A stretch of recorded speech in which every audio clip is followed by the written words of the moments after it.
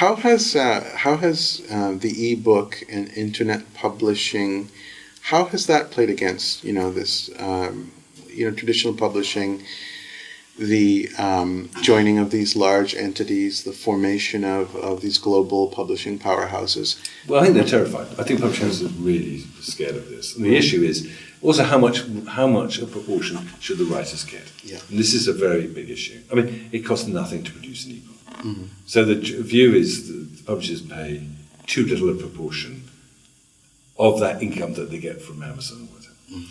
But the other problem from the other side is that, of course, publishers have huge overhead. Mm-hmm. And then once they start giving writers a larger percentage, there's an overhead problem. There's too many people. It doesn't match. Mm-hmm. Allied to that, you've got a problem like Amazon. I mean, Amazon have very good deals for writers. Yeah. I mean, they're giving you 60%. So the point is, if you go straight to Amazon, you're going to get far more money from Amazon than doing it through a publishing house. Publishing houses are really stressed about this, and they won't buy books unless they have the e-books. Mm-hmm. So they have to have that. So you've got and then you've got the rise of self-publishing, mm-hmm. which has been extraordinarily successful, and it's transparent. I mean, you go to Amazon, you can see the best-selling books. So publishers now, of course, in a way, in trying to reinvent themselves, are also in pursuit of those books. I mean, 50 Shades of Grey is the most perfect example of that.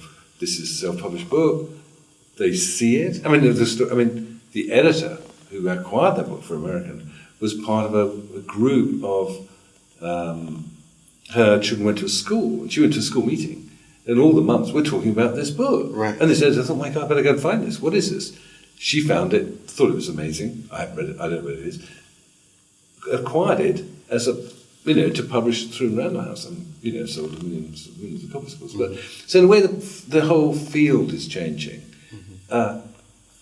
And it's important that agents understand. I have to say that I myself, and I go to lots of conferences about digital and what's going on. Mm-hmm. I'm actually just interested in the content. I think if you get the content right, and the book is good in a broad sense, then you can look at these different ways it's done. But we've had some extraordinary experiences. I mean, things are changing, and when it works, the avenues whereby you can do films, mm-hmm.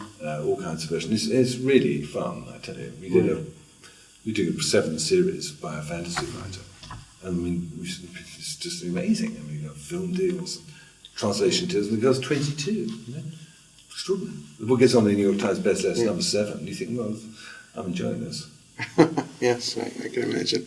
It's interesting what you were talking about with self-publishing.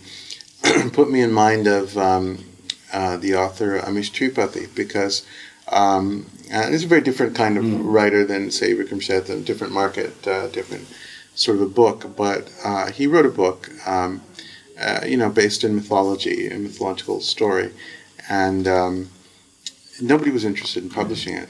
And so he championed it himself and kind of got out there and marketed it. And he was kind of a one-man marketing machine. And that created a momentum around it and created the publishing deals that were to follow. Very good story. Publishers are very traditional. Mm. I mean, they tend to want to know what it's like. Yeah. If it's like something else, that's kind of easier to get a fit. If it's like, obviously in this example, it's not like anything else. That's the point, Well, that's the thing. He said that, rather than this book, can you write something about your Indian Institute of Management days, so you could be kind of a carbon copy of Chetan Bhagat, because his books had sold tremendously, and they wanted their version of him. And he had the courage and conviction to go his own, which is absolutely to his credit. I mean, absolutely right. And I think self-publishing has freed sometimes writers to go into new spaces, to do new things, which is fantastic. And publishers just aren't. I think it's partly to do with the structure of publishing houses. I think because publishing houses are very much run now by sales and marketing people, not editorial people. So actually, when you go into those meetings, you pitch things, which you have to do now in a publishing house. Right. The editors, it's about, it's exactly as you said. It's about what else. We've sold this book. This has been very successful. Can we make this book like that book? Yeah. And you can say, no. I like this book because it's not like this book. Yes. It's like covers. It's like they always try and make covers echo other books, and you think, well, this is just. And I think it's such a mistake. And commercially, it's not successful. But they don't trust editors. They don't trust in a way they used to. I wanted, and indeed why I wasn't in publishing now. I mean, because that's exactly what I like to do. Some I succeeded, some I failed. And you work with the author, right? I mean, you actually kind of play almost like an editor's role to some extent in the early stages, developing a work, right? Well, yes and no. I mean, I think I'm good on beginnings. I would say to people, I think the book starts here, or you try and give a frame to us. I spoke to an amazing woman who's been in Syria and Jordan, and has been involved with refugees and what's been going on. Well, a lot of people have been involved with this. So how can this book be made unique in some way? And we were just talking about it, and she told me this extraordinary snowstorm in Syria over 5 days. Never had snow like this before.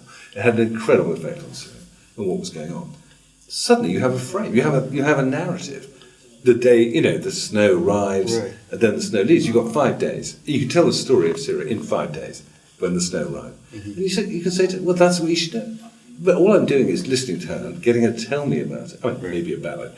But in a way, I'm listening to people and trying to find some way to for them to give shape to books and what they're going to do. Because books need narrative arcs. They need beginnings, middles, and ends. I think generally agents can give lots of advice about the content of books, and generally you should be very suspicious of them because they're not actually very well qualified to do it. They may be having strong opinions, but you need to have some track record, right, and you need to be modest. I remember saying to someone reading the whole book, you've got to take out one sentence, and she said, "I've done it." And that was interesting. That we both knew exactly what that sentence was. And he went out. It's fine. And that was so. That's also to do with having a relationship with someone, and being able to tell you, "Oh, I have a writer who wrote terrible books." I mean, that's awful. In fact, Jim Crace wrote a book that wasn't great. He says to me, "What do you think?" And I published all Jim's books for many, many years. And I remember it just wasn't working. It just wasn't a good book. So he said, "Jim, I'm really sorry. I don't like to tell you this, but this is not great." And he actually knew. That was interesting. He knew it wasn't great. So he put it to the side, he got on another one, and that was fine.